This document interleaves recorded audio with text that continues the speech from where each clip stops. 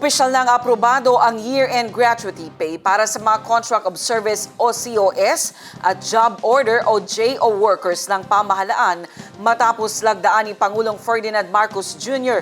ang Administrative Order No. 39. Ang news now mula kay Jen Garcia.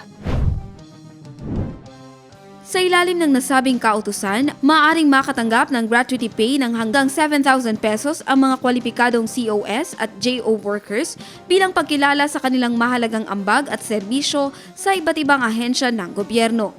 Ayon sa administrasyon, layo ng hakbang na ito na magbigay ng dagdag suporta sa mga manggagawang patuloy na naglilingkod sa kabila ng kawalan ng regular na benepisyo, lalo na sa pagtatapos ng taon. Binigang diin ng pamahalaan na ang pagbibigay ng gratuity pay ay bahagi ng mas malawak na pagsisikap na palakasin ang kapakanan at dignidad ng mga manggagawa at kilalanin ang kanilang papel sa maayos sa pagpapatakbo ng serbisyo publiko.